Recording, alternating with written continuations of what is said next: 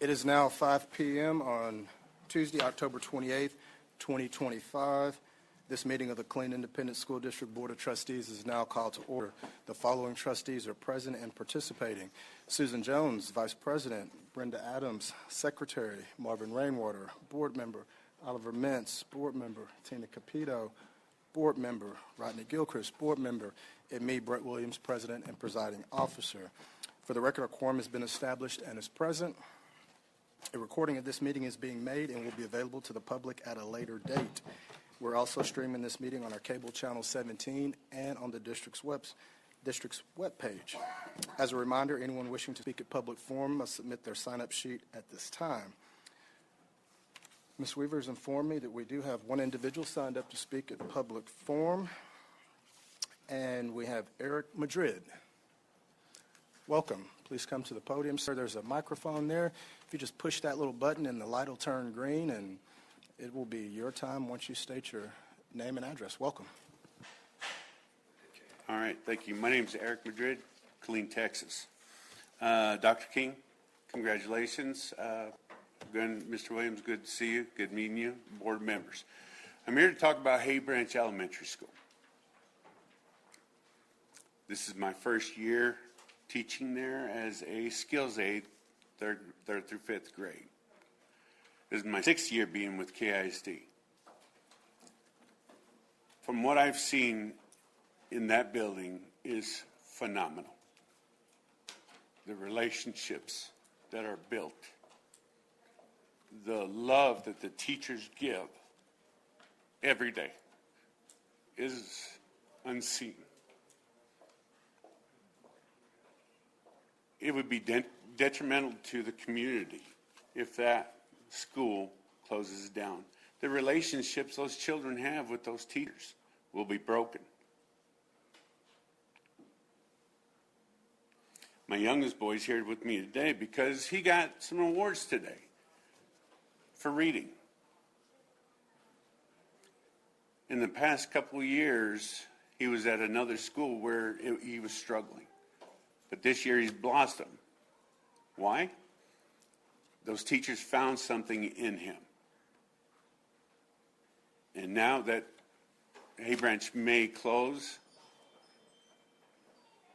I fear those teachers are going to go somewhere that may not benefit the community. If we close down Hay Branch Elementary, that's 500 students going somewhere else, whether it be Cavazos or I know there's another school, okay? We all know that Hay Branch is in a lower social economic, okay? Have we got a plan to bus all those children to where they need to go? Is there a plan? Has anybody thought of that plan? Thank you very much. I appreciate your time. Thank you, Mr. Madrid. I don't believe we have another individual signed up for the 5 p.m., so we are going to move on from public forum, and now we're going to go to agenda item number 2, which is closed session. The board will now convene in closed session for agenda item 2A, discussion of personnel matters as allowed by Texas Government Code 551.074. No voting will take place in closed session. Any action the board wishes to take as a result of discussions in closed session will take place after the board reconvenes in the open meeting. The time is now 5:04 p.m. and we are in closed session, and we'll go to the superintendent's conference room. When you're ready. The time is now 5:35 p.m. and we've come out of closed session, and I am going to call another closed session item, and we're going to return to closed session. Madam Capito, Trustee Mintz, and Trustee Gilchrist and myself have come out, so we have the proper number of people to take this action. So,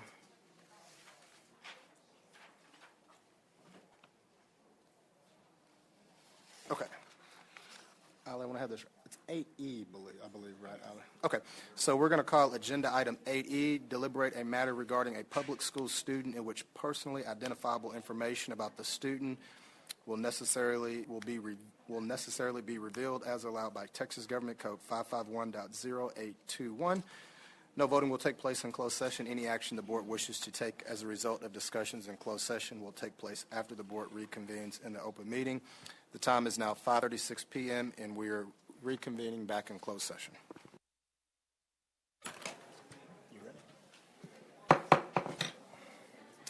The time is now 5:47 p.m. and we are reconvening from closed session. No action or voting took place in closed session. No action is needed at this time. The board will now take a recess at 5:47 p.m. and we will reconvene the meeting at 6 p.m. So we are at recess.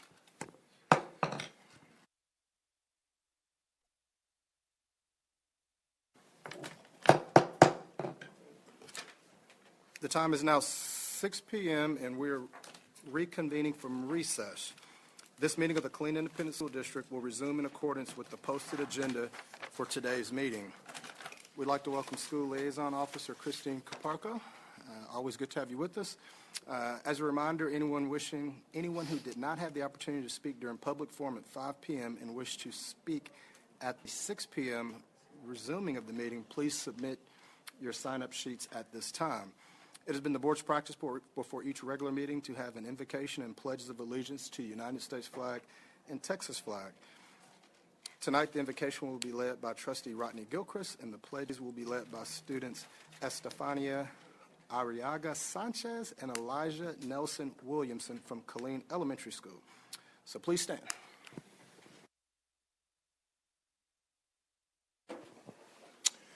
Would you pray with me? God, our Father, we come now thanking you and praising you for this gathering of the leadership of our district. We pray that you would bless our meeting, that you would lead us and guide us to make the decisions that will be best for our students, our staff, our faculty, our teachers, our administration, and all who are support staff, God. We thank you now for continuing to bless Killeen Independent School District. And Father, we would be remiss if we did not pause to pray for the student who was injured on Friday in that incident, that shooting incident. God, we pray now that you would heal his body and bless his family with peace. We thank you for all that have gathered here. Now bless the furtherance of this meeting to bless our district. In Jesus' name, amen.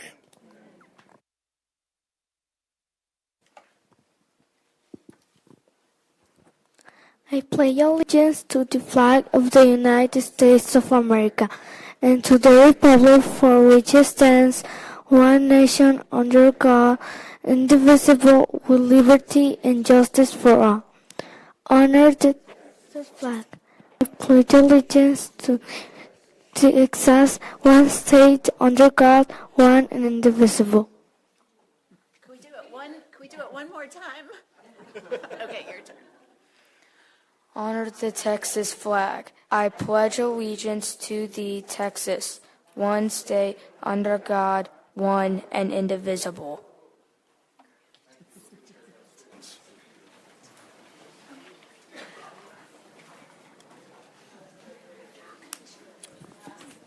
A recording of this meeting is being made and will be available to the public at a later date.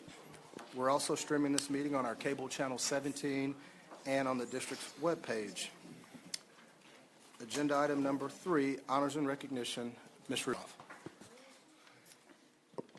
Good evening, Mr. President, members of the board, Dr. Davis. As you're coming down to get ready for photos and recognitions, I just want to remind everyone that our official district photos from tonight's honors and recognitions will be available after the meeting at www.killeenisd.org/photos.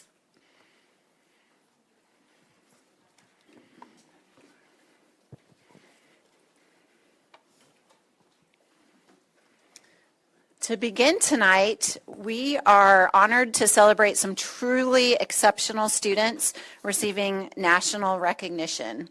First up is Alexander Kim, a senior at Harker Heights High School who was recently named a National Merit Scholar semifinalist. Out of over 1.3 million students who entered the National Merit Scholarship Program, only about 16,000 are selected as semifinalists, and Alexander is the sole semifinalist for Killeen ISD this year. He represents the top 1% of high school seniors nationwide and will continue to move forward in the competition this spring. Please join us in welcoming Alexander Kim.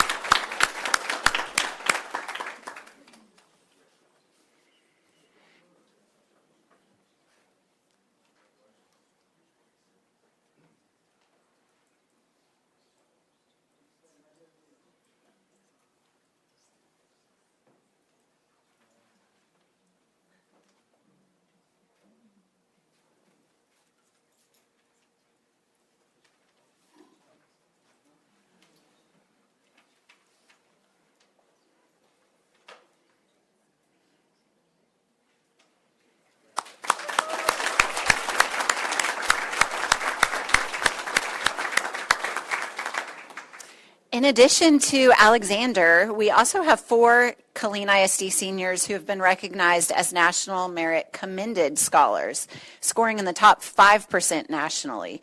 We are incredibly proud of the hard work that has placed them in the top 34,000 students selected as Commended Scholars across the country this year.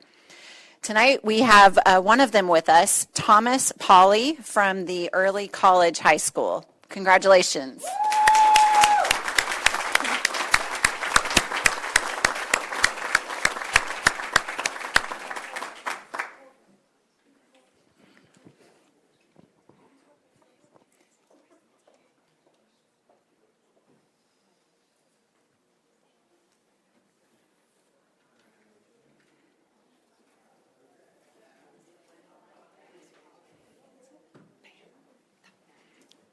Congratulations, Thomas. All right.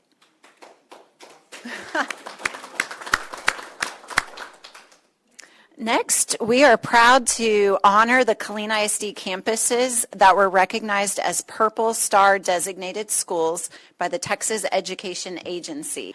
The Purple Star designation is a special honor created by the 86th Texas Legislature through Senate Bill 1557. It recognizes school districts that show their support and commitment to meeting the unique needs of our military-connected students and their families. To be eligible, campuses must designate a campus-based military liaison, create and maintain an easily accessible web page that includes information for military-connected students and their families, institute a campus transition program for students, and support a military family assistance initiative. The designation is given in 2-year increments, so with 3 new schools receiving the designation this year, Killeen ISD now has 32 campuses who have received the Purple Star designation. Please help us welcome the principals who represent these schools. Starting with the 3 new designations, we have Stephanie Grisham from Timber Ridge Elementary,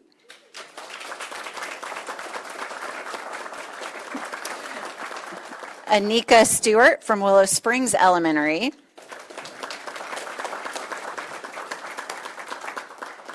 and Miguel Tamarki from Pathways Academic Campus.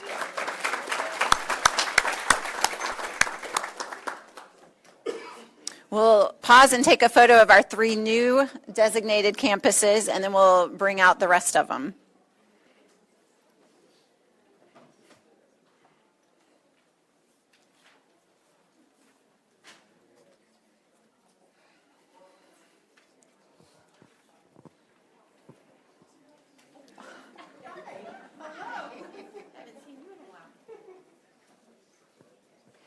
All right. Okay, y'all don't go too far. We're going to add some of your colleagues. The other schools that have been designated Purple Star campuses: Brookhaven Elementary, Clark Elementary, Clear Creek Elementary, Dr. Joseph A. Fowler Elementary, Haynes Elementary, Ira Cross Junior Elementary, Killeen Elementary, Maud Moore Wood Elementary, Meadows Elementary, Mountain View Elementary, Ovetta Culp Hobby Elementary, Persian Park Elementary, Richard E. Cavazos Elementary, Sagert Elementary, Skipchaw Elementary, Venable Village Elementary, Audie Murphy Middle School, Dr. Charles E. Patterson Middle School, Liberty Hill Middle School, Manor Middle School, Nolan Middle School, Palo Alto Middle School, Roy J. Smith Middle School, Chaparral High School, Early College High School, Ellison High School, Harker Heights High School, Colleen High School, and the KISD Career Center.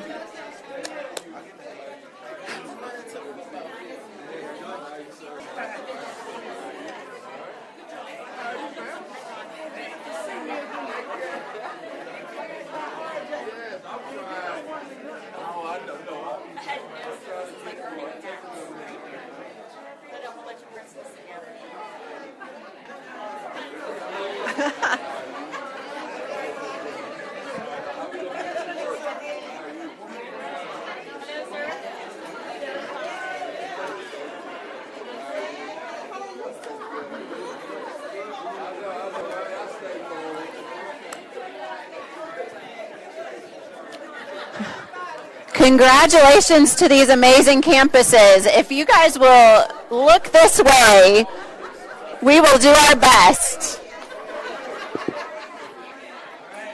All right, guys, look this way.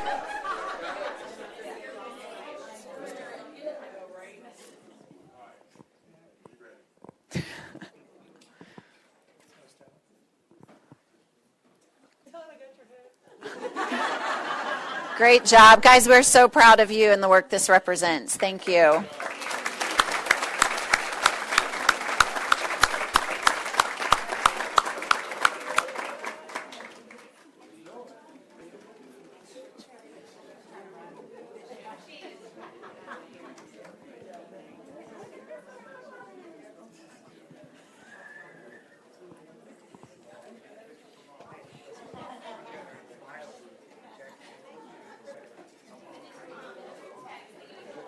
It's always fun when we get our principals in a room together.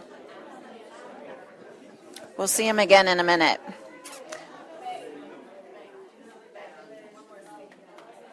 Okay, so tonight we're also proud to recognize Killeen ISD's financial services team for their continued excellence in transparency and accountability.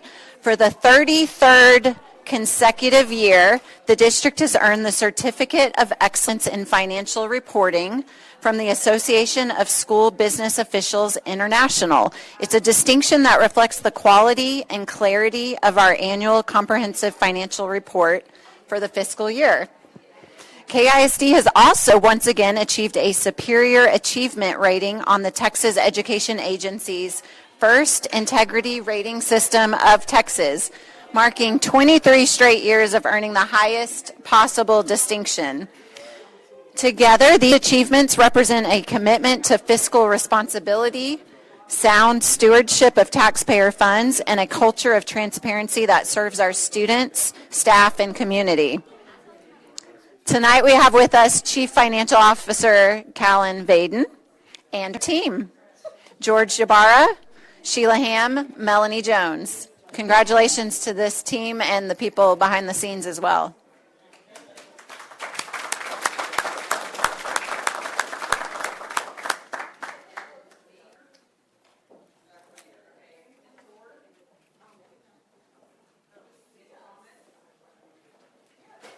Congratulations.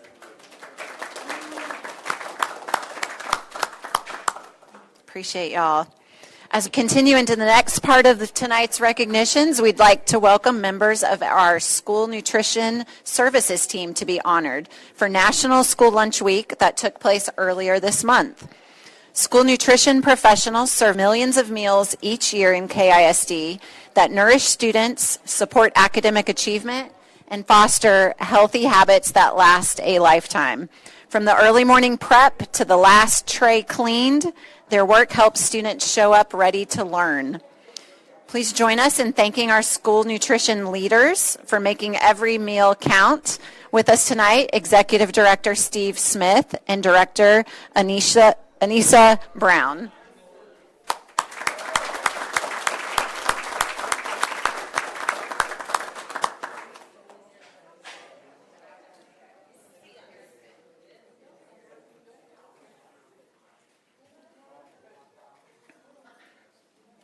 Congratulations.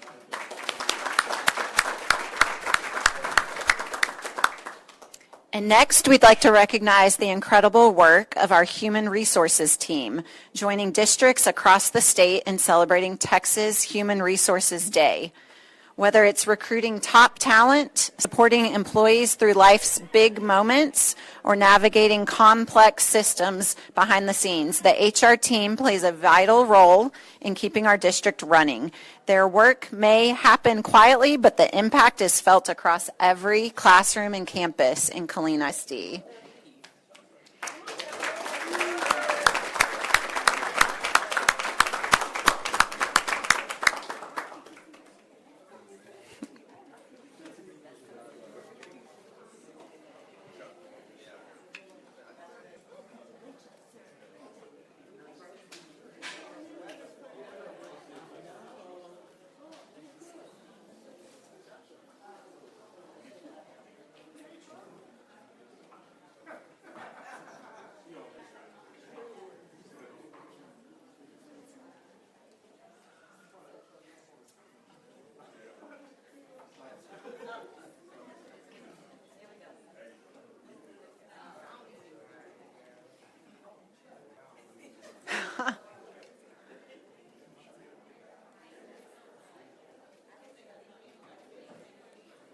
Congratulations, HR team.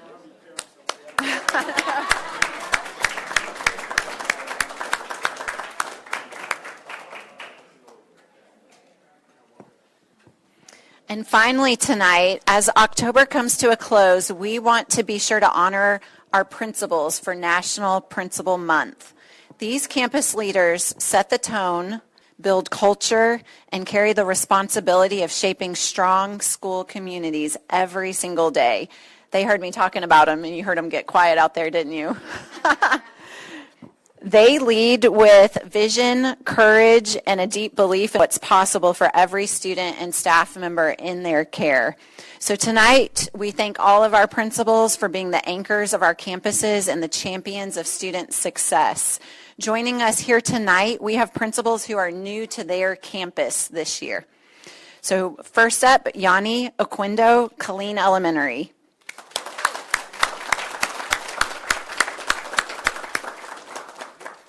We have Dr. Wendy Hayter, Clifton Park Elementary.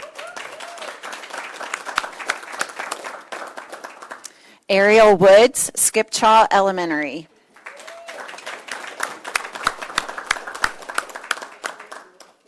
Kara Smith, Meadows Elementary.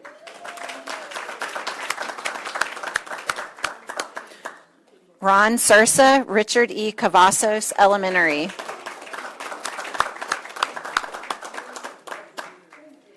Jenna MacArthur, Nolanville Elementary.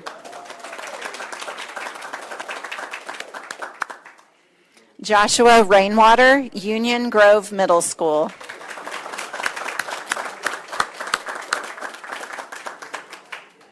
Mahalia Scott, KISD Career Center.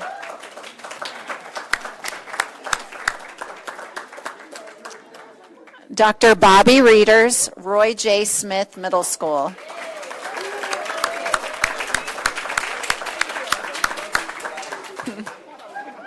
Miguel Tamarki, Pathways Academic Campus.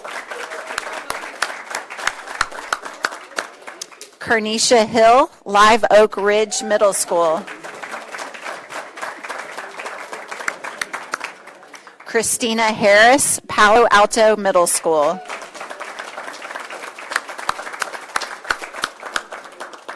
Trish Brown, Dr. Charles E. Patterson Middle School. Dr. Amber Lubiere, Liberty Hill Middle School. Tomas Cias, Manor Middle School. Stephanie Ford, Ira Cross Junior Elementary. Melissa Thomas, Alice W. Dowse Elementary.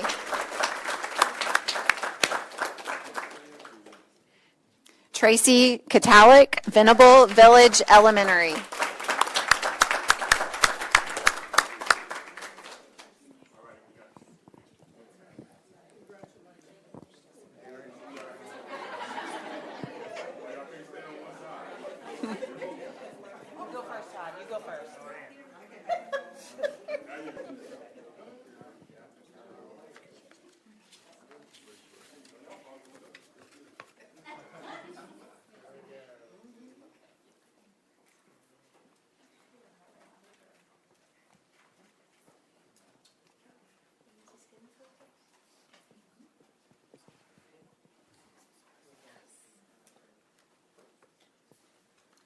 Congratulations, principals.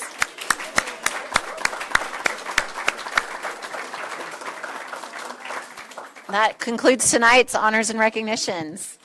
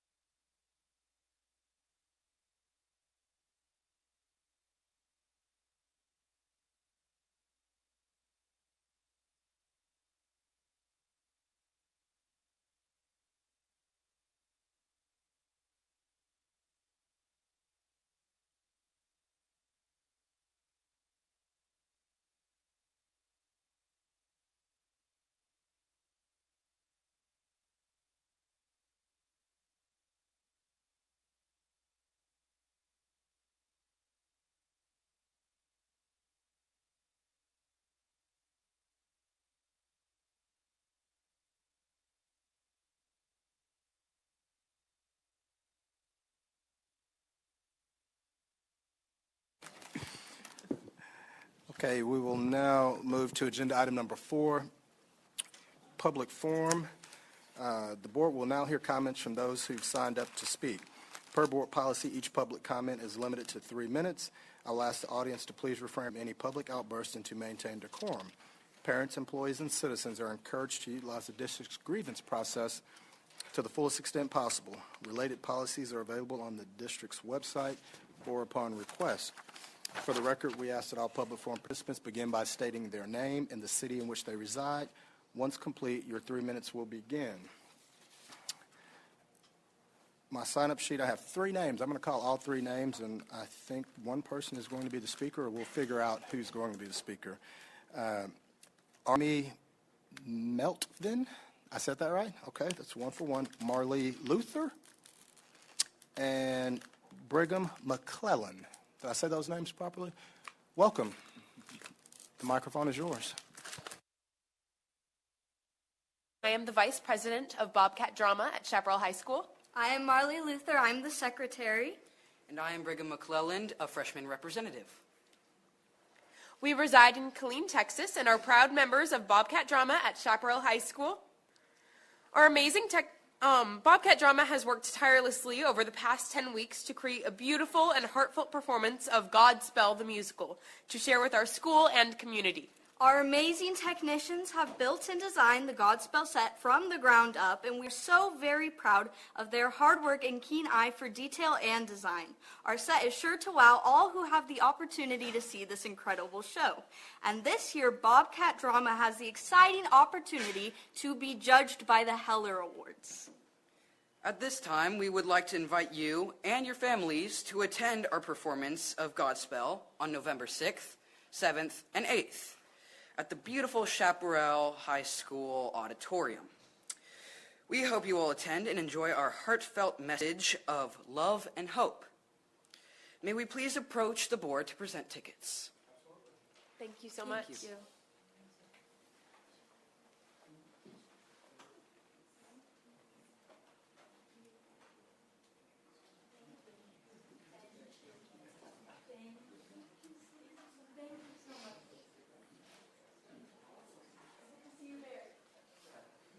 Thank you.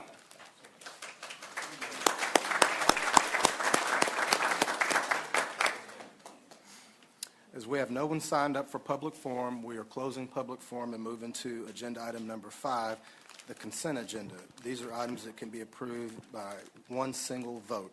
Of course, trustees have the option to remove items that they choose not to consider on the consent agenda. I'll read in its entirety, then we will consider removing any items that trustees may desire. A, receive and approve minutes for the September 23rd, 2025 regular meeting. B, receive and approve minutes for the September 24th, 2025 special call meeting. C, receive and approve minutes for the October 7, 2025 workshop meeting. D, receive and approve minutes for the October 20, 2025 Team of 8 training. E, receive and approve minutes for the October 20, 2025 special call meeting. F, receive and approve minutes for the October 21, 2025 workshop meeting. G, consideration of proposed Region 12 PEMS audit.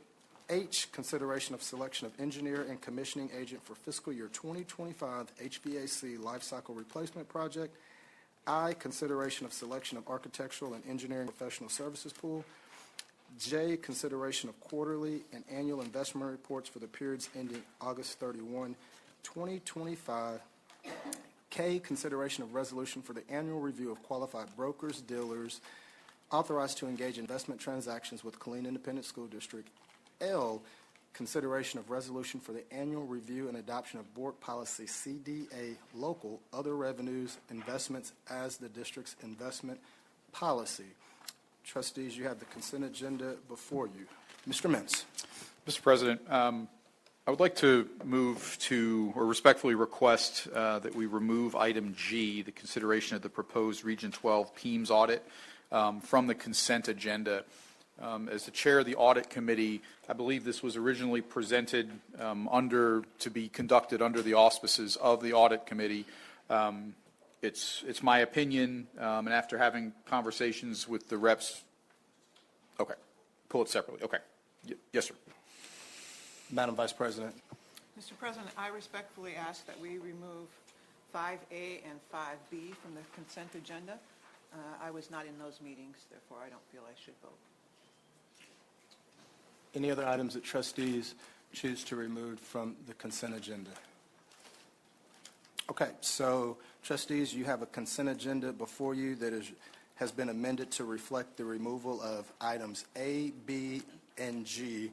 I will entertain a motion for the remaining items. I'm sorry, okay. I will now entertain a motion to approve those items. Mr. Mintz. Mr. President, I move that we approve the items on the consent agenda as presented, with the exception of items A, B, and G removed. We have a motion by Mr. Mintz. We have a second by Vice President Jones. Any further discussion on the consent agenda? There being none, all those in favor, show of hands. 1, 2, 3. We have 7 in favor, none in opposition. The consent agenda passes with the removal of the noted items. We will now go back to agenda item A, which is receive and approve minutes for the September 23rd, 2025 regular meeting. This is an action item. Mr. Gilchrist. Mr. President, I move to approve the minutes for the September 23rd, 2025 board meeting as written. We have a motion by Trustee Gilchrist. We have a second by Secretary Adams. Any further discussion on item A? There being none, all those in favor, show of hands. We have 6 in favor, none in opposition, 1 abstaining, and Vice President Jones. 6-0-1 abstaining. We'll now go to B, which is receive and approve minutes for the September 24th, 2025 special call meeting. Trustee Gilchrist. Mr. President, I move to approve the minutes for the September 24th, 2025 special call meeting as written. We have a motion by Trustee Gilchrist. We have a second by Madam Capito. Any further discussion by trustees? There being none, all those in favor, show of hands. We have 6 in favor, none in opposition. Those abstaining, we have 1 abstention by Vice President Jones. 6-0-1. Thank you. We'll now go to G, which is a consideration of proposed Region 12 PEMS audit. Now I'm going to defer back to our board audit committee chair, Trustee Oliver Mintz. So, Mr. President, I would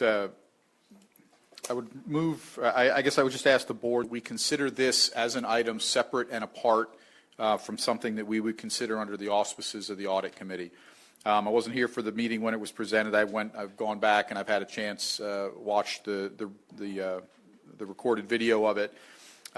I've had a chance to look through some of the products that were presented as well. I've had a chance to talk with Ms. Rambo from Region 12. I don't oppose this if the administration and leadership wants to do it as an audit, maybe not an audit, but certainly a consultation, or however that looks as a standalone item. That would be fine. I would just ask that as the audit, something that the audit committee would carry forward. This was originally going to be part of our audit program for the coming year. I would simply ask that we maintain the budget that was allocated for that, and if there is another audit that makes sense, obviously we wouldn't do it if it didn't need to be done, but if there's another audit that makes sense to do under the audit committee, then I would just ask for some latitude to amend what was previously proposed. Any other comments, feedback from trustees? Mr. Gilchrist, I know you're on that audit committee. Anything you'd like to say?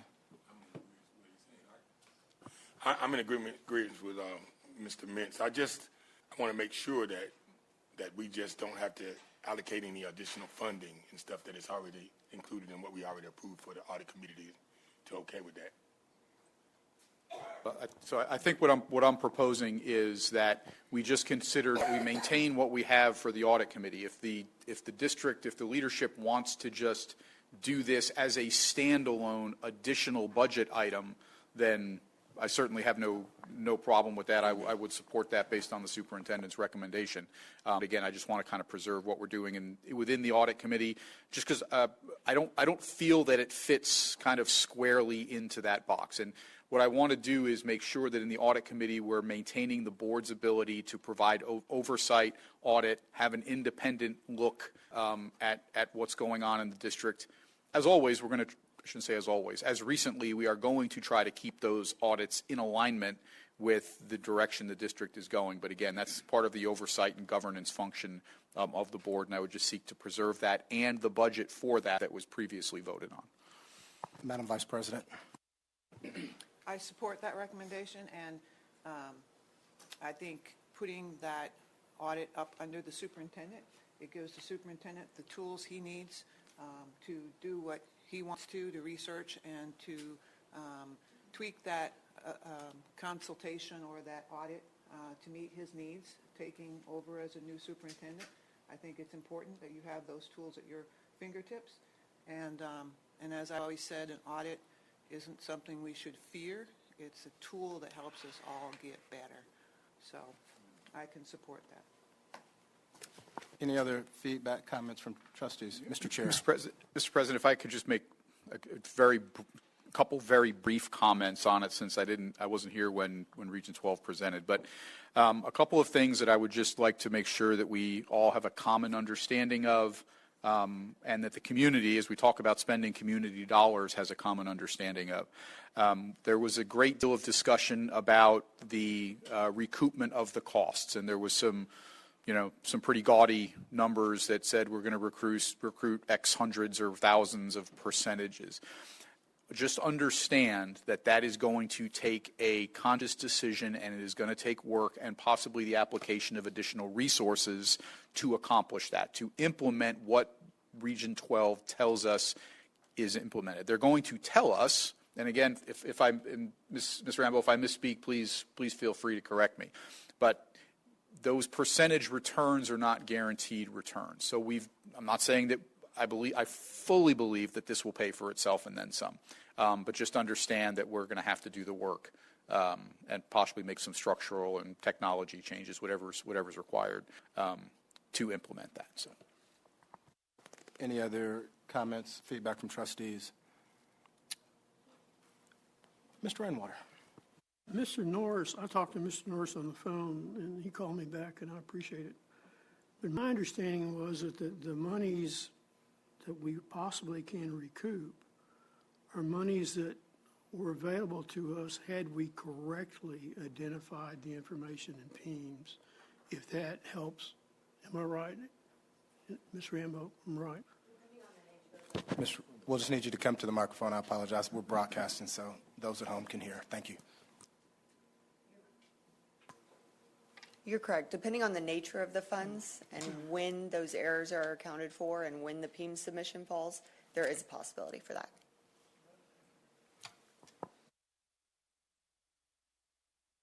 As Ollie stated. But the other thing about all the earmarks were specific to the PEEMS audit and not for future audits, which would all come under the superintendent. Audit committee. Right. So, Mr. Renner, all I'm simply proposing is that this, as Mr. Gilchrist indicated, that this audit be under the supervision of the superintendent. We have a separate audit program, which we would continue to run. We were going to do PEEMS. We're simply just going to slice that off, move that, run by Region 12 under the auspices of Dr. Davis, and then we will continue to march forward with our audit program. We'll make some modifications to it based on the fact that we now kind of essentially have an open spot to take a look at something else. Is independent at the time of the audit of the superintendent. So now we're just giving Dr. Davis the ability to be involved with PEEMS. We're giving him that one. We're still maintaining that independent committee, like you said. Yes, sir. Thank you, sir. Thank you, sir. Any other comments from trustees? This is an action item for consideration. I'm sorry, Mr. Rainwater.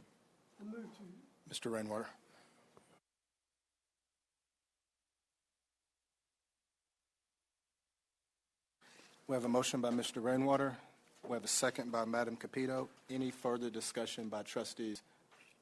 Madam Vice President. Do we need to reference based on the funding of that, or do we need to just leave that be? I think we'll be fine. I think we've had conversations. Mr. Mintz has had conversations with Dr. Davis, and I think everybody's in alignment that this does not fall underneath us and it's separate funding, and it will not deter from the ability of the Board Audit Committee to pursue audits if they desire. Any other comments? All those in favor, show of hands. All those opposed, none. It's a 7-0 vote. Thank you. We will now go to 6 action items for consideration. A, consideration of district optimization final scenario recommendations. Welcome, Dr. Buckley.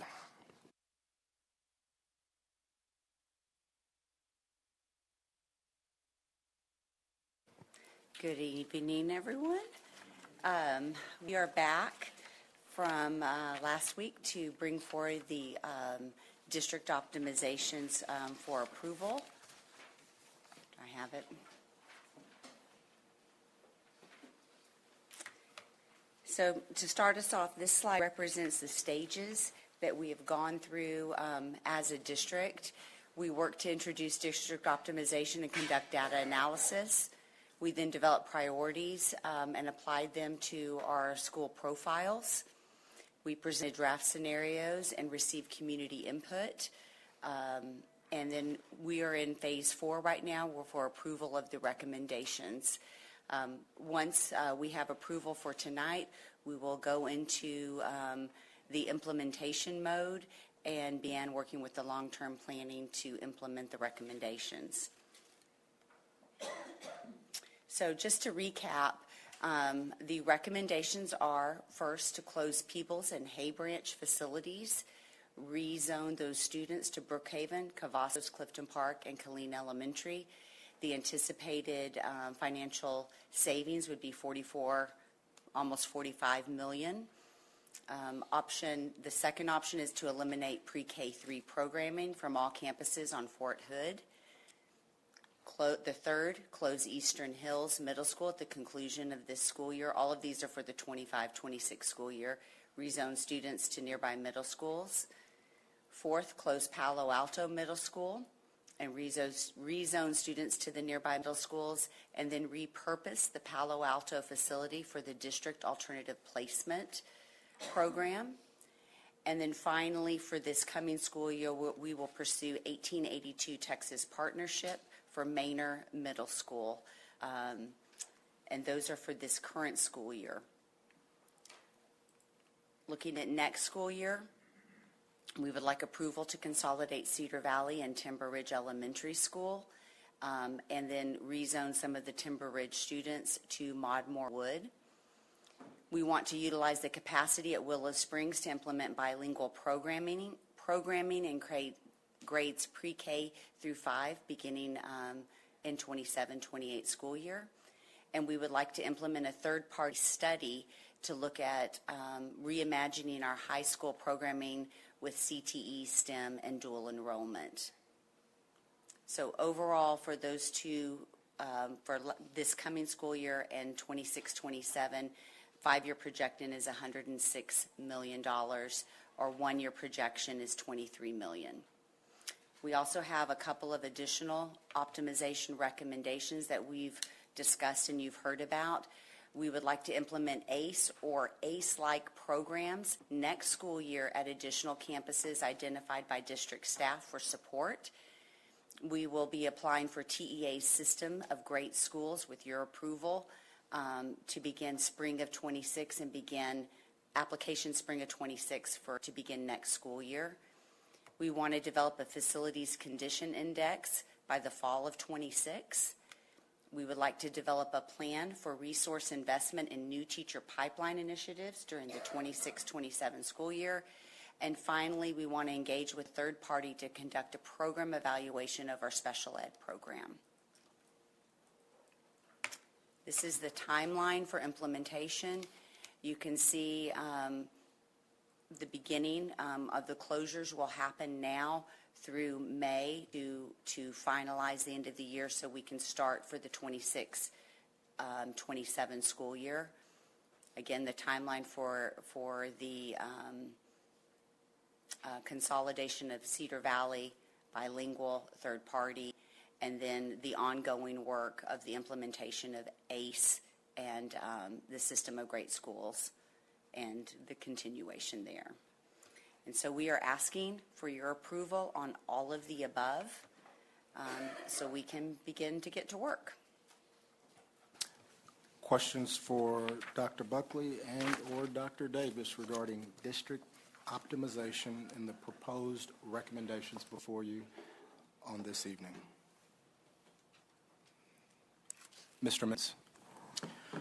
So I would like to propose a modification to what we see in front of us today regarding Hay Branch Elementary. Since we started the community sessions regarding all of these options, Hay Branch is something that's kind of just stuck in my head from the very beginning. Mr. Gilchrist and I had a chance to discuss it that evening, and he shared what I thought was a great perspective and one that I didn't have, and that was that by closing that school, you are telling that community that we don't trust them to take care of their own kids. Now, whether that's true in fact, it's, I believe, probably true to greater or lesser degree in perception. I think that we could, so I think that's the first thing. I'll kind of lead with that. That campus has been making incremental improvement over the past year. That school has been through a lot, losing their principal, Mr. Bibiano, on untimely passing, but we were blessed to have the leader that we have over there now, and I believe that she is making a difference not only with our students but with our staff. So I have a great deal of confidence in her, especially as a proven leader in this district over many, many decades. If you look at the geography of this district, northern, although it's not in Killeen, it's, the northern area of our district is become neglected economically, and it's kind of fallen into some state of disrepair. We are lacking a lot of the, there's not a grocery store. I mean, if you look in that area, there's nothing there. There's not a McDonald's. There's a couple of old rundown convenience stores. I think removing a school from there will have a deleterious effect on the community. I think it is a foothold that could spur potential growth if our municipal and civic leaders decide to do so. And I just don't know that pulling that school out today or this year will help that effort I think it's important as a community building block that school stay in place. Dr. Davis and I were just kind of reviewing what their past performance looks like. I think we have enough room to at least delay the Hay Branch closure for a year and make another decision, or make a decision at that point. We are accepting a little bit of risk in doing that, and it's really kind of a risk-reward balance. Like, is it worth it to keep that community at least and that school viable for at least a little more time? Again, I'm back to the fact that they are making incremental progress, and we do have a good leadership team there that's going to lead that, a proven leadership team. So I would just simply, and if we don't do that, if we just say we're going to pause on Hay Branch, the only thing we don't do is add kids into Cavazos. It's not like there's a whole number of other pieces that are contingent upon this, where it pulls up. If you take that out, it desynchronizes the rest of the plan. I don't believe that it does that. So I would just ask humbly that we consider that here this evening, and I would welcome input from my colleagues and our August superintendent. Any, Mr. Rainwater? As I recall, someone may need to help me, the previous principal before Ms. Duggar actually died in place, and Bibiana. And then previously, before Bibiana, the principal sort of disappeared in the middle of the year. No? She got promoted to a position in Belton. Okay, and prior to her,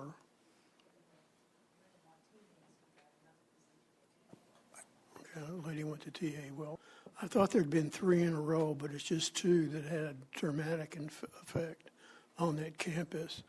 And it seems like to me Duggar's done everything a person could do and has the skill sets to make it work. So I'm very comfortable with your recommendation.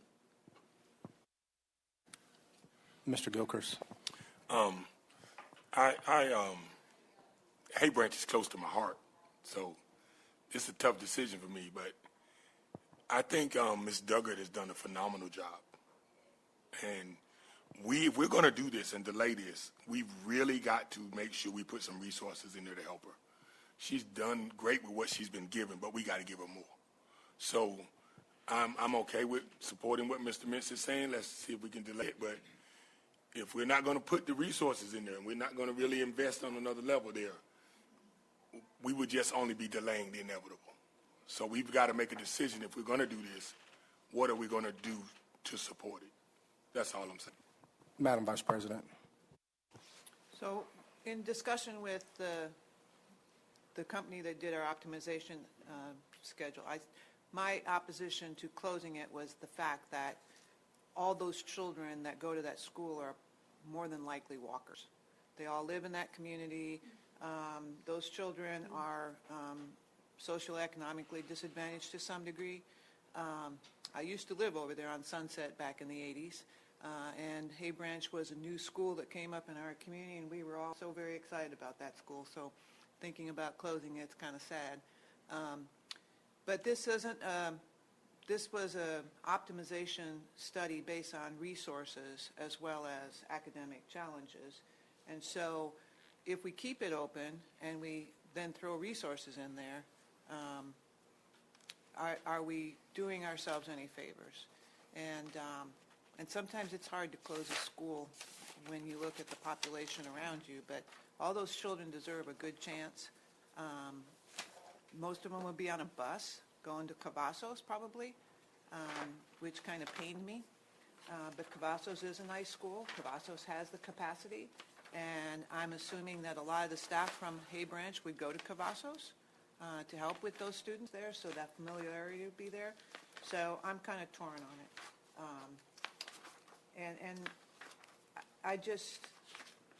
I'd have to go back and look at what their scores are and their academic challenges, or take that from the administration, Dr. Osborne, Dr. Davis. What are your true recommendations on either or? Any other comments from trustees? Madam Capito.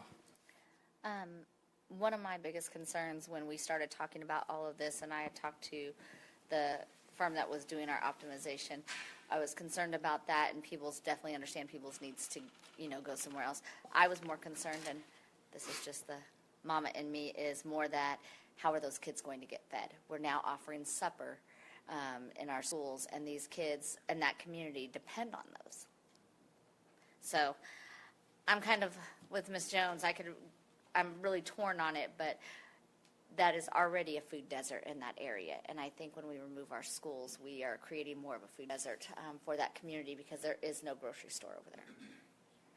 So. Any other comments from trustees? Mr. Rainwater. I just want to make this general comment. I've been wanting a chance to make it.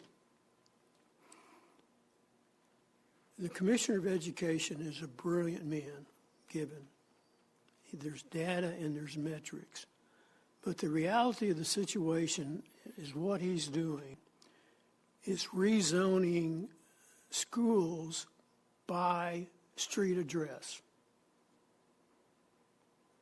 What we're challenged to do then is grow our kids based on their performance. There's absolutely no relationship between street address and student performance unless you're an upper kid. So what we're doing here is not, in my view, so sensitive that we can disrupt the whole process by closing one school. Because in all candor, the commissioner's stuff isn't that strong. Sounds good, and maybe that's what he had to do. But the metrics are, from a true educational standpoint, is we are closing and moving kids and moving teachers based on the performance of a street address, which does not speak to educational excellence. I feel better. Thank you for listening. So for me, it's about optimization is exactly that. It's about optimization. I think we are spread entirely too thin. I think optimization gives us a chance to bring more kids under quality roofs. I mean, that's what optimization comes back to me. More kids under quality roofs. And I am a huge fan of the principal at Hay Branch Elementary, and I don't view it as that she's not going to impact our district. I'm thinking that we are going to start to take our best and brightest and make sure that they're in a position to impact the most kids, versus when we're spread thin. I just think we lose some capacity to really impact kids. Yes, I agree with Mr. Mintz and what Mr. Gilchrist has said about how, creating the food desert. Anybody that knows me knows how passionate I am about municipal operations. But I must keep my municipal hat off and understand what I'm tasked with at this dais. And that is educating our kids and putting them in the best situation possible to be successful. And I think the optimization as presented tonight does give us a tremendous opportunity to move the needle with academic achievement because we're putting kids under quality roofs at a greater number of kids under quality roofs. Because our teachers start to get spread thin. We talk about our vacancies, but it's hard for me to support a school that is performing very well but is only at 60%. Cavazos is, what's the capacity number at Cavazos? Okay, maybe, as Dr. Osborne is hinting at, maybe not 60%. I see Adam Rich over there. It's less than 60%. It's the same issue we have at Jimmy Don Aycock. We're at less than 50%. We have an entire second floor of a building that is not open, and it's just hard to say continue to keep schools open that are not at 50% capacity. I just don't know if we're really being stewards of the taxpayer dollars if we do that, and that's what makes it hard for me to say let's continue to keep a school open. I'll go emotional on you. The very first principal at Hay Branch Elementary who opened it, none other than my principal from Haynes Elementary, the legend, Alice Dowse. So it's very, very personal for me, but I must put my personal attachment to it aside for the personal benefit of our students, and that's what I'm really trying to do. And like I said, I know educators on that campus, and it's not an indictment on Hay Branch. It is about a action to do what's in the greater good of our kids throughout this district. Quality facilities, quality instruction, and I just think that's what we're tasked with doing on this evening, and I think that's the purpose of optimization. And so I do favor the optimization plan as presented, as tough as that can be, but that's just my 2 cents on it. Any other comments, feedback from trustees? Madam Secretary? Oh, no, I was just making sure that no one else, if there's anybody else. If not, it's Mr. Mintz. I've said my piece. I'm not going to argue that anymore. Are we going to vote on this, or do we need to? Because I think do we want to have a discussion about 1882? I don't know. Or are we just going to roll it in as presented? I'm not sure. It is one item, Dr. Buckley. I'll look to the presenter. It is one item, unless it's modified. It is one item. Yes, sir. Okay. Then, Mr. President, I would like to make a motion. Mr. President, I move that we implement the district optimization plan as presented, with the exception of keeping Hay Branch open, and I think for at least one more year, and we can make a determination at some point after that. And is written as to pursue the 1882 partnership. We have a motion by Trustee Mintz. We have a second by Mr. Rainwater. Any further discussion by trustees? There being none, all those in favor of Mr. Mintz's motion as presented, removing Hay Branch from closure for the upcoming school year as part of the optimization plan, show of hands. We have 4 in favor. Those opposed? We have 4 in favor. We have 3 in opposition. The motion passes 4-3 as presented by Mr. Mintz. Thank you.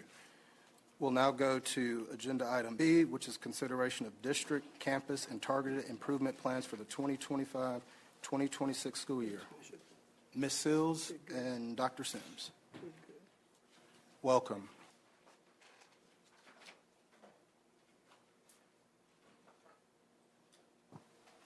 Good evening. I am not Ms. Sills or Dr. Sims. My name is Christiane Shin. I'm the Executive Director of State and Federal Programs. That's about right for me to mess up the script, so I apologize. Okay. Welcome. That's okay. Thank you. Good evening, President Williams and members of the board. I am here to present information on the district and campus improvement plans and answer any questions you may have about them prior to the discussion of the targeted improvement plan. I believe the first slide. Thank you. All right. Texas Education Code requires school districts to develop, evaluate, and annually revise a district improvement plan with the participation of stakeholders. As such, the district improvement plan provides a one-year action plan targeting priorities and goals set by the Board of Trustees. This is one of the key differences between the district improvement plan and the system scorecard. The district improvement plan will always be focused on the current year, where our system scorecard will encompass a broader look out, often 3 to 5 years beyond that initial year. The purpose of the district improvement plan is to guide district and campus staff in the improvement of student performance by addressing specific academic indicators for all student groups. The district improvement plan outlines district-level strategies to improve student performance and achieve state educational standards. It is broad in nature in that it encompasses the entire work of the district and becomes the umbrella under which all campus improvement plans fall. A single campus or department will not be able to reach the district or the board-adopted goals. It is the collective work of the district, with each campus and department doing its part, that will lead to the achievement of our goals. The district improvement plan is developed with input from various stakeholder groups. The district site-based decision-making committee, along with several district advisory councils and stakeholder surveys, provided ongoing stakeholder input and feedback that was used to develop our comprehensive needs assessment around the board-adopted district priorities, and then to shape and refine the 25-26 district improvement plan. The plan encompasses the priorities, goals, and key strategic actions of the system scorecard, Another key difference between the District Improvement Plan and the System Scorecard is that the District Improvement Plan includes the planning of our supplemental state and federal funds. So you will find our plan for state compensatory education funds, as well as Titles 1, 2, 3, and 4, our federal grant funds planned within the District Improvement Plan. The District Improvement Plan also includes state and federal requirements that are not found in the System Scorecard. These would be requirements for serving participating private schools and requirements in Texas Education Code for certain policies and procedures to be in our District Improvement Plan, such as our policy on child abuse and neglect. So some slight differences between the District Improvement Plan and our System Scorecard. Ongoing review and feedback provided by the District Site-Based Decision-Making Committee is sought throughout the year. The District SBDM meets a minimum of 6 times a year. This year we're scheduled to meet 7. We always add a 7th just in case we don't meet at Christmas or around the holidays. The Site-Based Decision-Making Committee will hear from district leaders at each of these meetings. They'll review data, engage in discussion, and provide valuable feedback related to district needs and our strategies for addressing those needs. District Improvement Plan is always located first and foremost on our district website, so it's available to the public. We have provided a link or a web address where you are welcome to view it now if you so desire, if you've not done so already, and where our public can access it at any time. So in similar fashion, similar to the District Improvement Plan, the Campus Improvement Plans are developed annually with input from their campus and community stakeholders.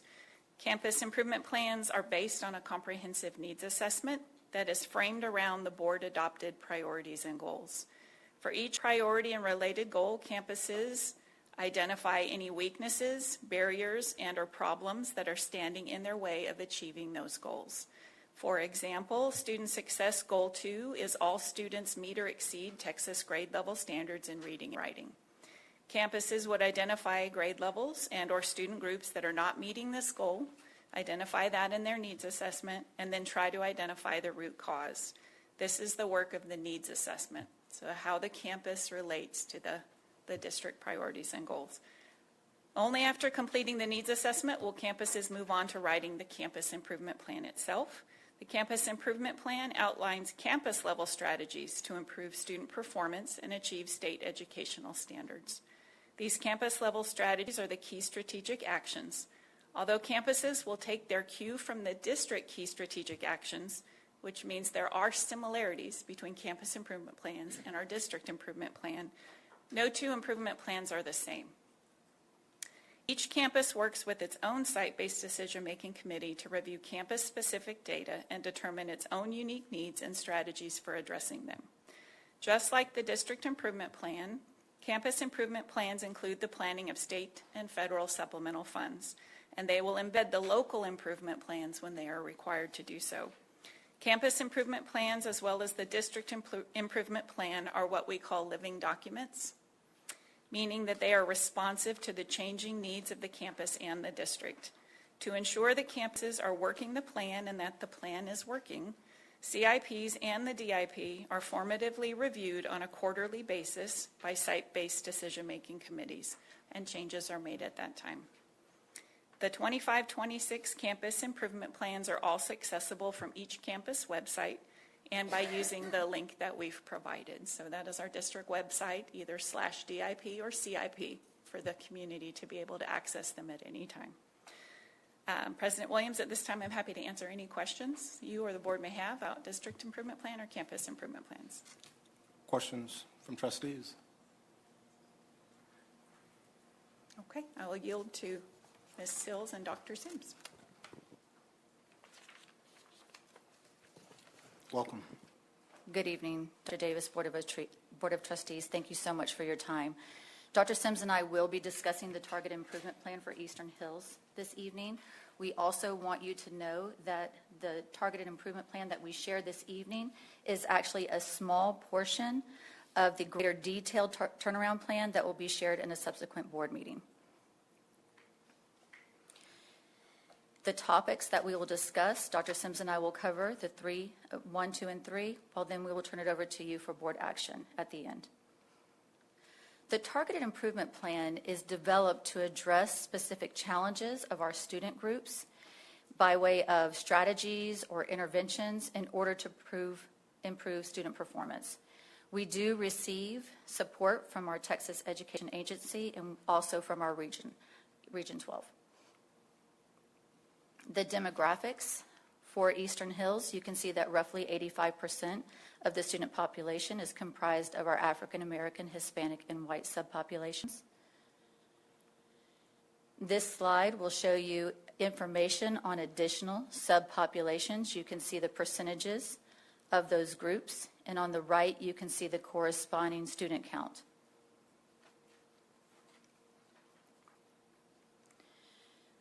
A campus is identified as comprehensive support and improvement if the Domain 3 Closing the Gap score falls within the bottom 5% of their school type. So in this regard, it will be of the middle schools. It's in the bottom 5% of all middle schools in the state of Texas. In order to exit comprehensive support and improvement, they will need to remain out of the bottom 5% for 2 consecutive years. Within Domain 3, schools are scored among 4 school types, amongst 4 subpopulations, rather, excuse me. The first one is all students. 2 and 3 are the 2 lowest racial ethnic groups from the prior school year in regards to Domain 3 academic achievement, reading, and math. So you can see for Eastern Hills, their 2 lowest racial ethnic groups was Pacific Islander, only 13 students, counted for 1/4 of its Domain 3 score, and also the Hispanic subpopulation.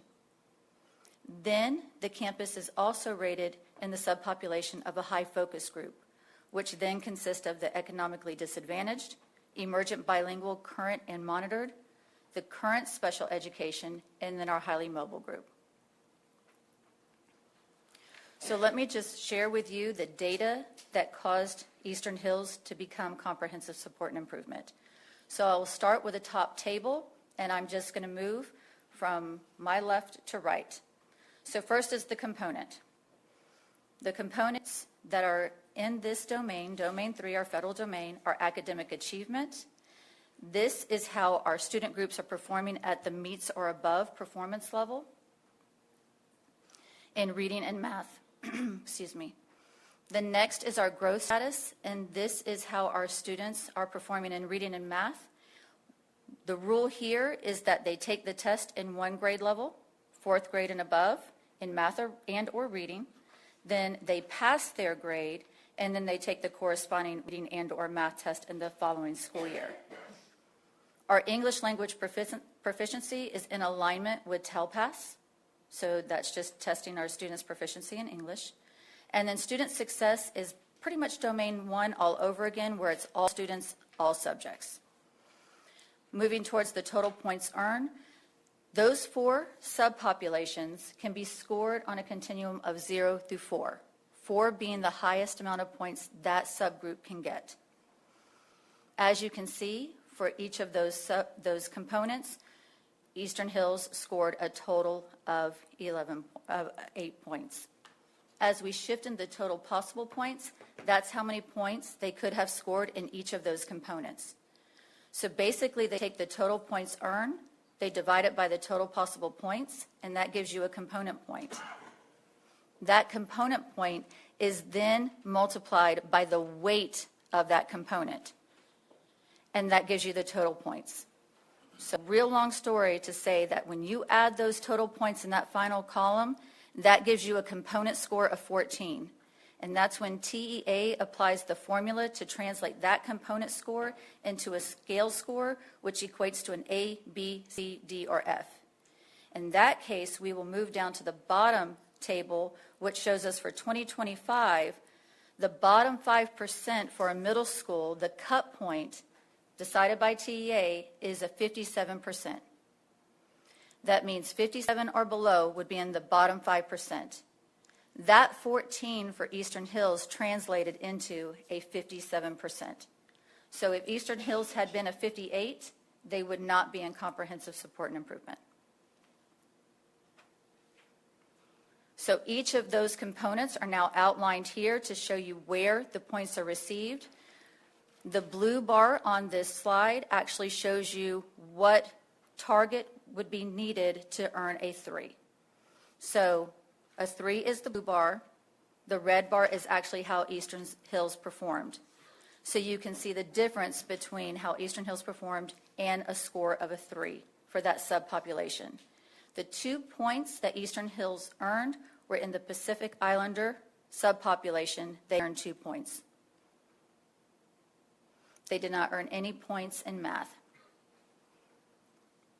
As we shift to growth, you can see where we earned the 3 points for academic growth in both reading and math. The subpopulations are highlighted beneath.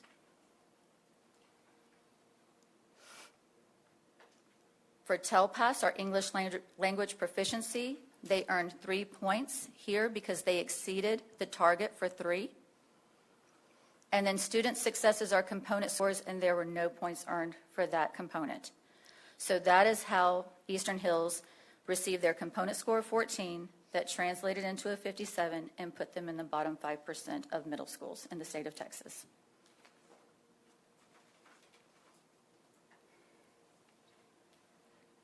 Mr. Mintz. Ms. Sills, I love when you come up here because I always learn so much. Did I hear you say right that the Hispanic students did some of the best in reading? That is actually for our TELPAS test. It's a test that measures their proficiency in English. It has 4 domains: reading, writing, speaking, listening. And so then it comes up with a composite score. So they're looking at their growth from a beginning level all the way to advanced high, because we're trying to increase their proficiency in the English language so that then it can translate into the content areas so that they will be able to take the STAR test and all of their content area assessments and assignments in English. Okay. And then move on to post-secondary. Okay, thank you. You're welcome. Mr. Rainwater. Help me, Dr. Sills. I'm not a doctor. I'm so sorry. I'm sure you But will. thank you. If a student, you're not a doctor yet? Not yet. No. I apologize. No, I thank you. Don, will Honorary. you please help me with something? So if a student of any ethnic group, of bilingual, of anything, just improves his score some, 2 or 3 points or 4 or 5 points, but doesn't reach approaching, does the campus get credit for those points that those students' performance has increased on? Yes, sir. That actually is in Domain 2A, our state accountability domain, but it will also impact them in that federal domain of Domain 3, that academic growth. What we're looking for is that there are different performance levels. So a student, if they were in a low did not meet performance level in 2024, but then they went to high did not meet, that student would actually get us 1 point because we're looking at the student making growth from one year to the next. They did better than the last year. So we can capitalize on that in the Domain 2A, which could potentially support us also in Domain 3. But we also saw that in Domain 3, there are very specific targets for each of the subpopulations. For Eastern Hills, they only had the 4 subpopulations that I presented on which they were scored. So we are looking at students who are moving along that continuum to try to get to the master's performance level. The challenge is that when students get to that master performance level, they need to stay there, because if they go backwards, we get 0 points. So one thing that we have actually pushed out into the district across all the campuses is that we really need to focus on strong Tier 1, because that has the greatest impact on Domain 1, and then Domain 3 in academic achievement, which is 30% of Domain 3, and then also in Domain 3, student success. So we really want to have a high focus of that strong Tier 1, because that will have the highest impact of Domain 1, because you can only capitalize on growth so much. So some of the campuses that we see, they might be at a D 1 year, but then the next year they go up to a B. It's because they capitalized on growth. But if they do not sustain that, then they'll drop back down. So we really need to be cautious. Yes, we want all kids to grow. We need to make sure that we high-five them, applaud them, but we need to make sure that they can sustain that growth or maintain it when they get to the higher levels, because once they start regressing, then that will hurt accountability both in Domain 2A and Domain 3 growth. And every year it becomes a little more difficult to maintain that level of high performance because the agency changes the criteria. It does, because remember when I talked about the psychometricians doing their post-equating, those raw scores change every year. And so sometimes those scores can be a little bit higher. Sometimes they might drop. So it's kind of a moving target year to year. So when we share with our campuses, we try to ensure that they know that this was the standard for last year. Always try to aim higher, because we can never try to think, oh, they're going to drop their standard. Thank you. You're welcome. Any other questions from trustees? I know what your question is. Can you define psychometricians and post-equating, please? I can tell you that none of us are psychometricians in this room, but they do all of the math. They do this Roche scoring, and I've read up on it, and it is not my wheelhouse. But I will tell you that what they basically end up doing is taking a lot of the averages of how our student groups perform to then decide how they're performing in regards to their raw scores. So that's the number of points they earn, they could earn, versus how many points they did earn. And so they kind of do that. I just call it magic math. I know I probably shouldn't say that out loud, but it's just the way that we have to respond to TEA's accountability system. And so we know that it's a moving target, so we will never set our goals low. We look at the raw score conversion tables, we see what those raw scores are, and then we say, you need to try to do 2 or 3 points higher for the next year. But please know that we are always focusing on our standard analysis, because when we focus on those low-performing standards and we try to improve them, then that is naturally going to have an impact on student growth. And so those are the conversations that we have in regards to students' performance, in regards to accountability. I think I understand. You brought up a great point earlier about growth and achievement, and I think we had previously discussed that. Are we, and this is also I think maybe a question for Dr. Davis, like if we're getting great growth, we're going to get that significant leap, but then potentially we end up with a drop afterwards if we don't either sustain the growth or replace that with achievement. Do I understand that? That is correct. So are we taking, what's the word I'm looking for, purposeful action at those campuses that get that high bump in growth so that we can kind of maintain that? Is that something we're consciously doing? Yes, sir. We are taking purposeful action. We have a very close eye on several elementary campuses that have previously been a D or a B or an F to a C. And as Don pointed out, it does end up being a roller coaster, and then you essentially get excited about a higher A through F rating. However, if you're not tracking on actual achievement, it is difficult for a student to stay there. And there are populations, for example, our master students, that they cannot not grow. So we do have our eye on that for multiple campuses, absolutely. Thank you, ma'am. Dr. Osborne, is it true? I don't know. But when we talk about maximum growth, a huge part of that maximum growth is remediation. So when we're trying to get those students to reach that level, we have to remediate the things they have not learned. Then we have to add to that remediation the things they need to learn to reach maximum growth, which is a constantly changing standard. It is true that in order for a student to meet grade level, we have to consistently ensure that they understand the lead-up standards. We actually had a conversation about this today, the gaps from COVID, 2nd, 3rd, 4th grade, and their current impact on a 7th grade cohort. So you are teaching at the rigor of the standard while simultaneously addressing those gaps with remediation for those other learning standards.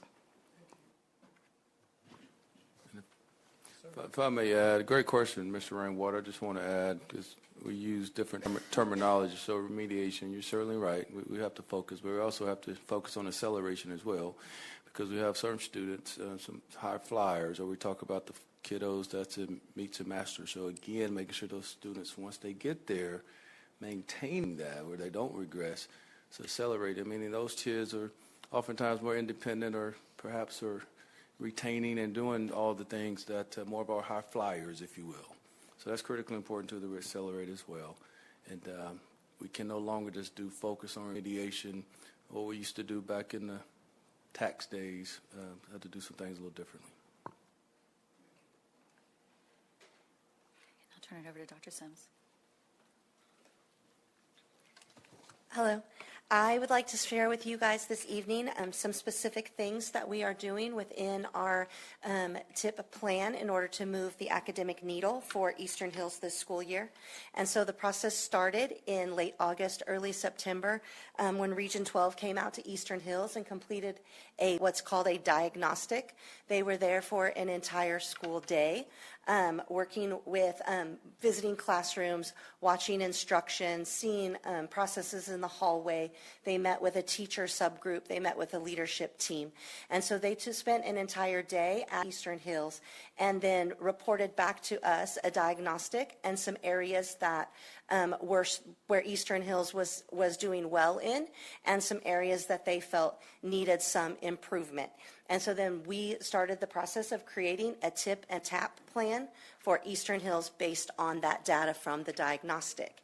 And so some things that I'm going to share with you tonight are things that Eastern Hills is currently working on during this academic school year in order to improve and move the academic needle for Eastern Hills Middle School.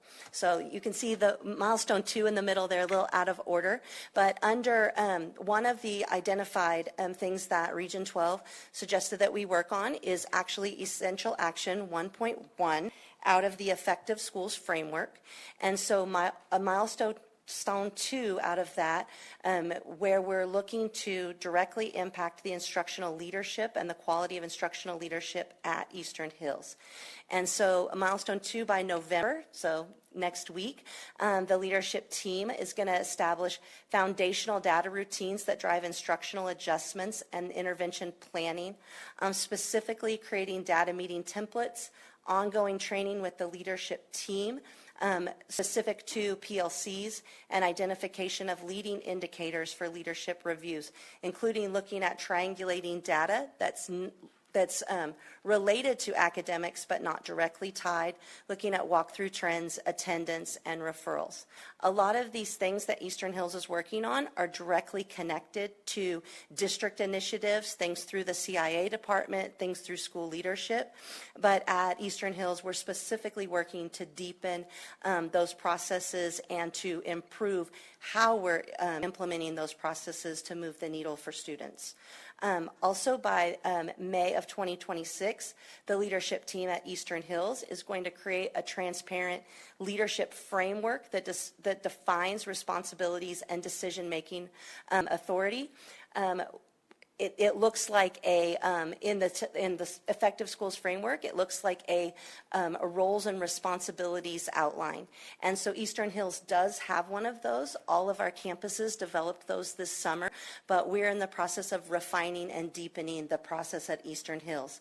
And so again, looking at it through the lens of developing the leaders at Eastern Hills and developing their instructional capacity. Also under this essential action of developing strong core leadership team at Eastern Hills would be milestone 3, where by the end of the year we're looking to build leadership team skills and alignment, looking to continue to facilitate job-embedded professional development around Get Better Faster, which again is a district initiative that we're looking to improve at Eastern Hills, PLC facilitation, and the use of data to drive instruction. And so all of these things fall under what Texas deems under the Effective Schools Framework are key ideas that effective schools do and do well. And so all of our campuses, these are initiatives that all of our campuses are taking on, but we're trying to refine and deepen those processes. And so Eastern Hills has an iteration of those that they created back during the summer. And so we're going back to all of those processes, deepening those processes, retraining, and ensuring that we are implementing them on a daily basis. The next lever action. Just pause 1 second for a quick question. Madam Secretary. Thank you. Dr. Sims, are you still overseeing the campus, or have we identified a principal there? Are you interim there? You keep mentioning the leadership team, so you know my mind's going there. Yes, ma'am. Mr. Wells and I are currently splitting time at Eastern Hills, and so I am there half-time and he's there half-time, and then we're in constant communication to try to make sure that that overlap happens. And so I'm spending about 50% of my time there, as is Mr. Wells.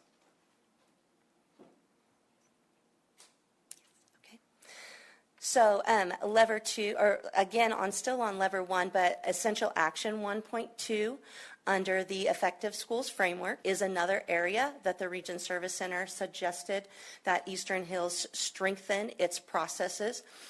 This is around having an aligned vision, mission, goals, and values focused on a safe environment, high expectations, and rigorous instruction. And so some of the things that we plan to continue to work on through this school year, specifically by January, the campus leadership team will ensure that all stakeholders understand, see, and live the mission and vision daily, evidenced by designing and creating visual displays for students in the hallway, embedding commitments into faculty meetings, ILT meetings, PLC protocols, and classroom walkthrough tools, and then incorporating the mission and vision into the staff handbook and student handbook. We've begun this process by really going back and reinstilling capturing kids' hearts into our faculty meetings and our classrooms, and we'll continue to work on this goal. Our plan is to refine the mission and vision for Eastern Hills, and so that we have a goal to work on for the remainder of the year.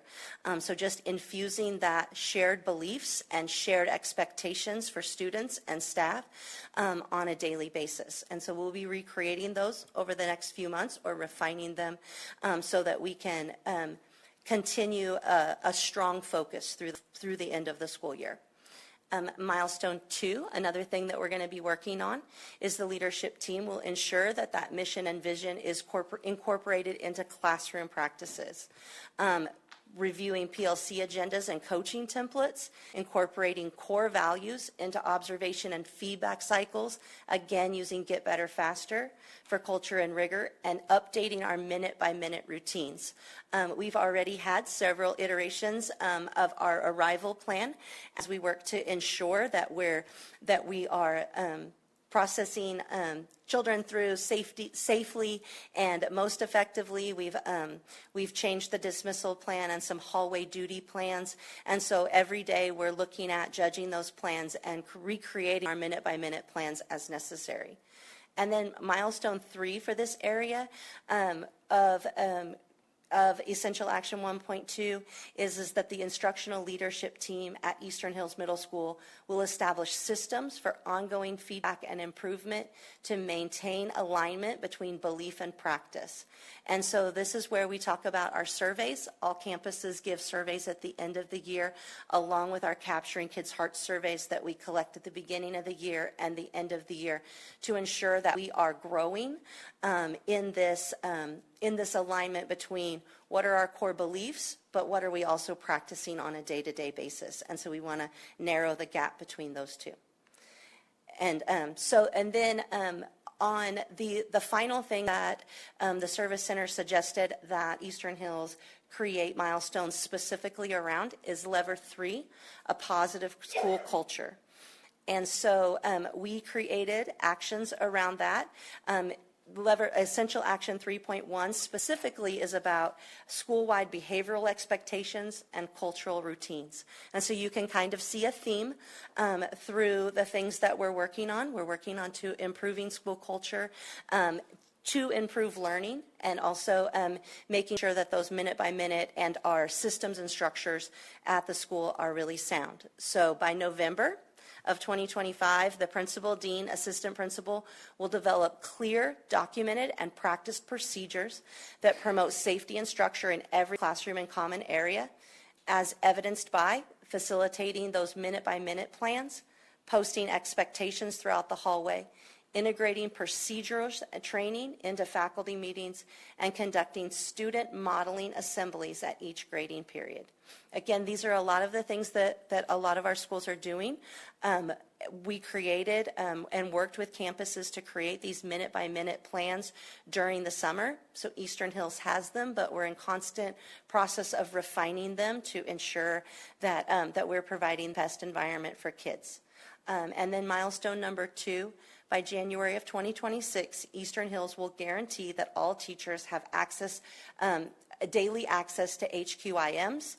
We're going to continue to audit the campus process of our HQIMs, ensure all teachers have access to our unit focus documents, scope and sequence guides through the digital instructional framework, and conduct weekly PLCs on the effective implementation. We work hand in hand with the CIA team on that. They're supporting Eastern Hills with math currently at the campus, and also coming out and providing feedback on the campus PLC process to make sure that our students are continuing to learn through the entirety of this year. And so those are some of the things. Now, the TAP plan, when you see it, is going to be much more, there will be more items in there than the ones that I've shared with you today. It's a much more fleshed out plan, the TAP plan, but these are the things that within the TIP plan that, that we got feedback from the Region Service Center and are acting on now. So that's the TIP plan for Eastern Hills this year that we'll be implementing, that we began implementing in September when we received the feedback, and we'll continue implementing through the end of the school year. If anybody has any questions? Questions from trustees? Thank you to Thank you the very team. much. Trustees, it's an action item. Mr. Mintz. Mr. President, I move to approve the district, campus, local, and targeted improvement plans for the 25-26 school year as presented. We have a motion by Trustee Mintz. We have a second by Madam Capito. Any further discussion by trustees? There being none, all those in favor, show of hands. We have 7 in favor, none in opposition. Thank you. Passes by unanimous vote. We'll now go to 7. Discussion of future board meeting agendas and trustee remarks. We will start with Madam Capito. I just want to thank the staff for all the work that they've been doing on the optimization plan. We know that's a heavy lift. It definitely does not come lightly, and that staff has put a lot of hard work and time into that, with lots of hard decisions. And just to our community, this is not about closing a school. This is about making sure that we are being responsible and that we are building the best schools and having the best environment for students with the staff where they need to be, and that we are providing a quality education to everyone. And so know that we don't take these lightly, but that we do appreciate all the hard work that everybody from district level all the way down and all the campuses that will have work to come ahead, that this is for the betterment of our students, our staff, and our community as a whole. Thank you. Mr. Mintz. I'd like to just tag along with what Ms. Capito said and maybe add a little more to that. But we understand that the decisions that we make up here and we have a vote and we raise our hands, but the ripple effects of that down to individual homes in this district, people's daily lives, both our staff and our students. I think I can speak for the board, although I won't do that. I guess I'll just speak for myself and say I understand that, and I appreciate that. And I just want folks out there to know that are listening that we take this stuff seriously. We have the amount of hours that people have invested in this to make sure that we're listening and to making sure that we get it right is a lot. It is a lot. So please the folks that are pleased with the plan and the folks that are not going to be pleased with the plan, from the kindergarten student to the superintendent, please understand that we did take this very seriously. Would also just again like to echo what Ms. Capito said. We see folks up here presenting to us in the boardroom all the time. There are countless man hours that go in behind the scenes, folks creating slides, doing all the hard work, crunching numbers, writing policy.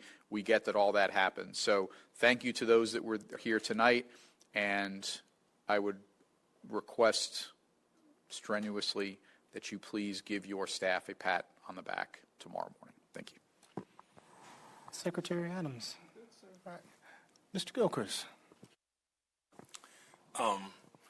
I want to echo the sentiments of Mr. Capito and Mr. Mintz, but I want to remind everybody that the lift comes now.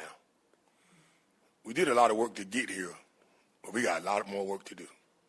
So I want to encourage you and let you know that we're going to do our best as a board and as oversight to give you what you need to make these optimization plans happen.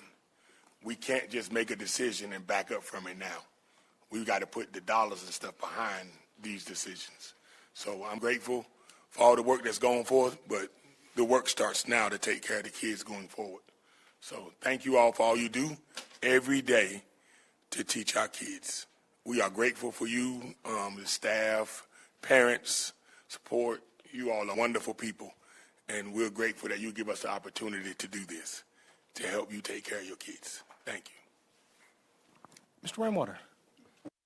I noted the number of new principals in our awards or in our ceremony. So that kind of compounds what we're doing here, because we're going to have to teach those guys this new system.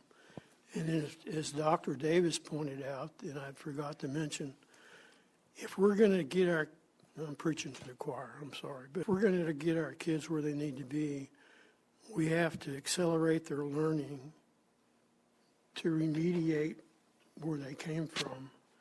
And then we have to make sure that we're able to do that year after year after year, because the standards change as we go along.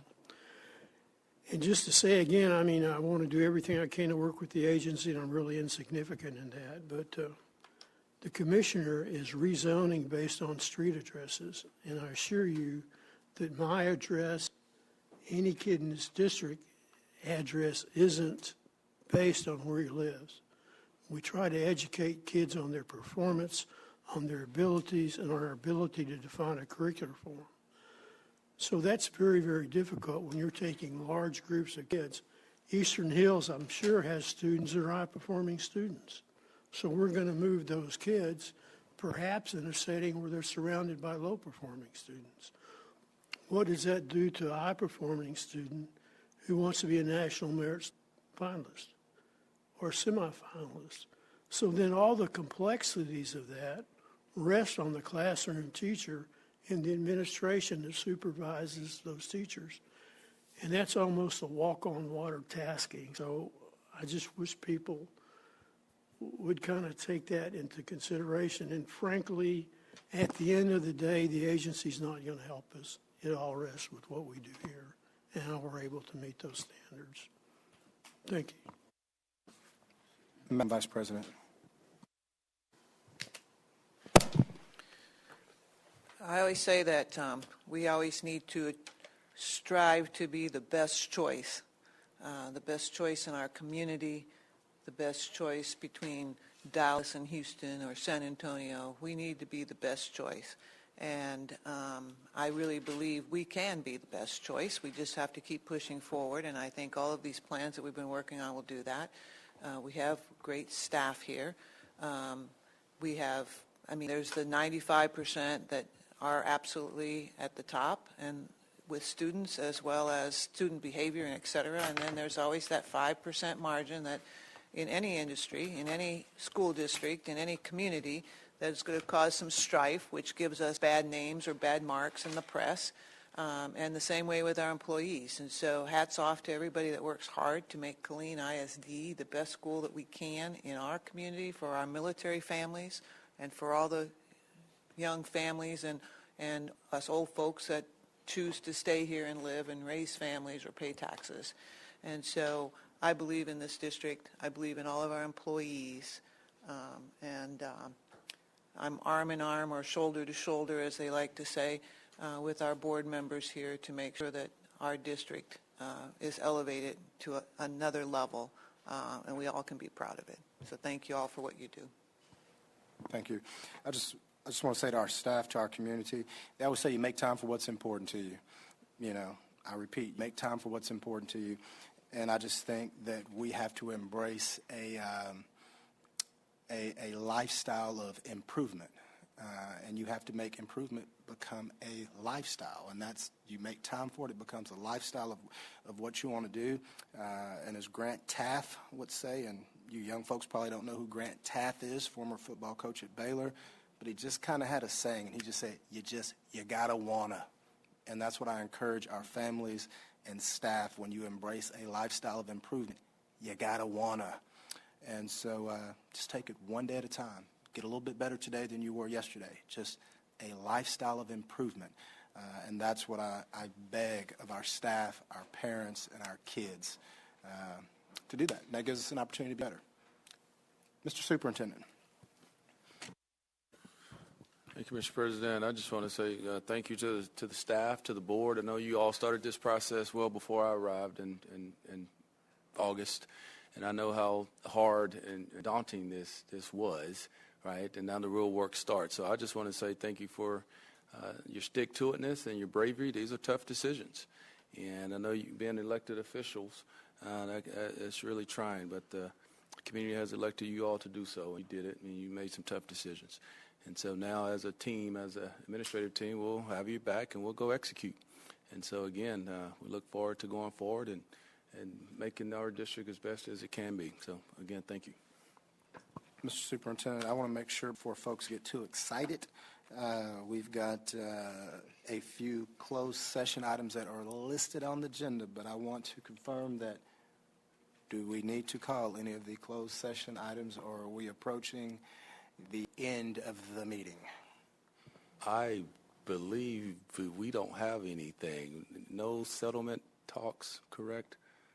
I didn't think so. I just wanted to clarify. So there you go. Merry Christmas. We don't need any further clarification.